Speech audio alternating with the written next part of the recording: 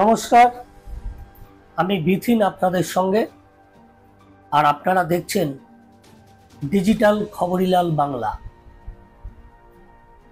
আরজি করে আর্থিক দুর্নীতি মামলায় আরজি করের প্রাক্তন অধ্যক্ষ সন্দীপ ঘোষ সহ 4 জনের 14 দিনের জেল হেফাজতের নির্দেশ দিয়েছে আদালত। আগামী 7ই অক্টোবর পর্যন্ত জেলেই থাকতে হবে তাদেরকে।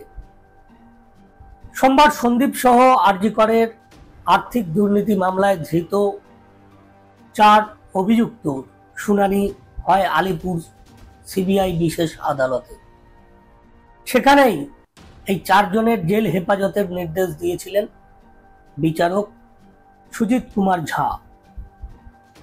আদালতে সিবিআই দাবি করেছে, আরজি করের দুর্নীতিতে অভিযুক্তরা অত্যন্ত প্রভাবশালী ব্যক্তি, ফলে তারা অন্য সাক্ষীদের প্রভাবিত করতে পারেন, ভয় দেখাতে পারেন। সিবিআই এর এই যুক্তি শুনেই শেষ পর্যন্ত অভিযুক্তদের আগামী 7ই অক্টোবর পর্যন্ত বিচার বিভাগীয় হেফাজতে রাখার নির্দেশ দিয়েছেন বিচারপতি।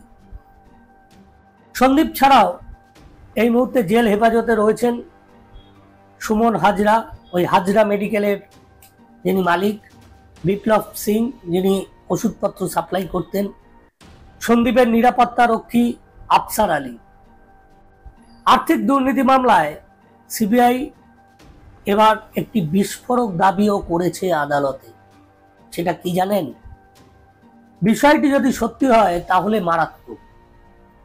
তদন্তকারী কেন্দ্রীয় সংস্থা সিবিআই দাবি করেছে, mobile, laptop, hard disk, memory card সহ অন্তত 18টি ডিজিটাল ডিভাইসে ক্লোনিং করা হয়েছে।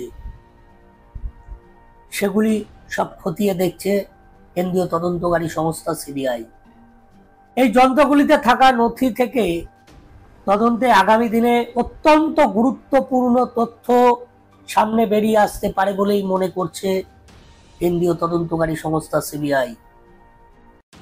আপনারা জানেন, আরজি করের আর্থিক দুর্নীতি মামলায় গত 19শে সেপ্টেম্বর গ্রেপ্তার করা হয় কলেজের প্রাক্তন অধ্যক্ষ সন্দীপ ঘোষকে। এছাড়াও গ্রেপ্তার হন তার নিরাপত্তারক্ষী আফসার আলী, বিপ্লব সিং এবং সুমন হাজরা। আর্থিক দুর্নীতিতে সন্দীপের পাশাপাশি নাম জড়িয়েছিল এদেরও। অভিযোগ ছিল, সন্দীপ ধৃত 3 জনকেই বেআইনিভাবে হাসপাতালের নানা ক্ষেত্রে আর্থিক সুবিধে পাইয়ে দিয়েছিল। এরপর গত 14ই সেপ্টেম্বর নির্যাতিতা চিকিৎসক ধর্ষণ খুনের মামলাতেও পুনরায় গ্রেপ্তার হয় সন্দীপ। সে তদন্তও চলছে এবং সন্দীপের সঙ্গে গ্রেপ্তার হয়েছিলেন টালা থানার তৎকালীন ওসি অভিজিৎ মণ্ডল। এখন বিষয় হলো, গ্রেপ্তারি হচ্ছে, তাদেরকে সময় মতো করে আদালতে তোলা হচ্ছে, শুনানি চলছে, কিন্তু এই যে দীর্ঘমেয়াদী একটা প্রক্রিয়া, বারবার যেখানে দাবি উঠছে যে এই ধরনের ক্ষেত্রে বিচার ব্যবস্থা, ট্রায়াল ফাস্ট ট্র্যাকের মাধ্যমে করার দাবি উঠছে বারবার বিভিন্ন মহল থেকে। তাহলে কি হয়, এই ধরনের ক্ষেত্রে যত দিন বেশি লাগবে, আস্তে আস্তে তত সাক্ষী প্রমাণ এগুলো লোপাট হতে থাকে।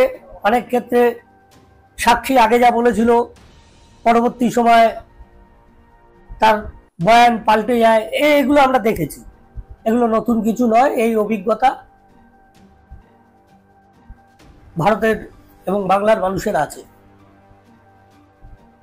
সুতরাং সেই জায়গা থেকে সবাই একটা দাবি করছে যত তাড়াতাড়ি দ্রুত সম্ভব এই ধরনের, যাতে করে বিচার ব্যবস্থা, ট্রায়াল প্রসেসিং তাড়াতাড়ি শেষ করে দোষীদের উপযুক্ত শাস্তি বিধান করা যায়। না হলে তো আমরা দেখতে পাচ্ছি একের পর এক বিভিন্ন ক্ষেত্রে যাদের বিরুদ্ধে কোটি কোটি টাকার দুর্নীতি অমুক তমুক উঠে এসেছিল, তিহার জেলে বন্দী ছিল, আস্তে আস্তে একে একে সবাই ছাড়া পাচ্ছে। এখন সাধারণ মানুষ এটাই আশঙ্কা করছে যে আদপে নির্যাতিতা তিলোত্তমা বিচার পাবে তো, দোষীদের উপযুক্ত শাস্তি হবে তো। এটা কিন্তু এখন এই সমস্ত দেখে এই একজন একজন করে অন্য মামলায় সব রাঘব বোয়ালরা, এই সিবিআই তাদের অ্যারেস্ট করেছিল, এই ইডি তাদের অ্যারেস্ট করেছিল, তারা ছাড়া পাচ্ছেন এবং বীরের মর্যাদায় তাদেরকে বরণ করা হচ্ছে। ফুল ছিটিয়ে, রীতিমতো স্লোগান দিয়ে, ফুল ছিটিয়ে, বাজনা বাজিয়ে তাদেরকে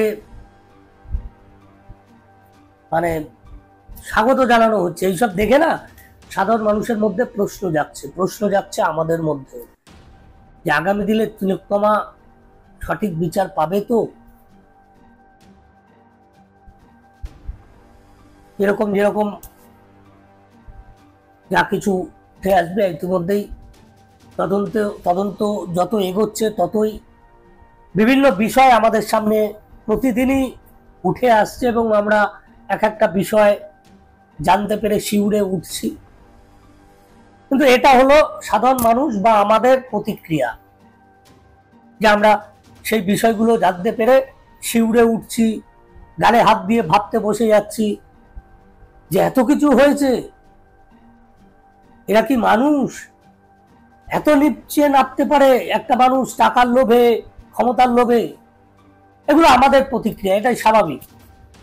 কিন্তু আগামী দিনে এরকমটা হবে না তো, যেই সন্দীপ, সঞ্জয়, অভিজিৎ মন্ডল এদেরকেও কিছু অংশের মানুষ স্লোগান দিতে দিতে, ফুল ছেটাতে বাড়ি ফিরিয়ে আনছে, এই দৃশ্য আমাদের দেখতে হবে না তো? সেটা সময় বলবে, তার জন্য আমাদের অপেক্ষা করতে হবে। ভালো থাকবেন, সাবধানে থাকবেন, সুস্থ থাকবেন। নমস্কার।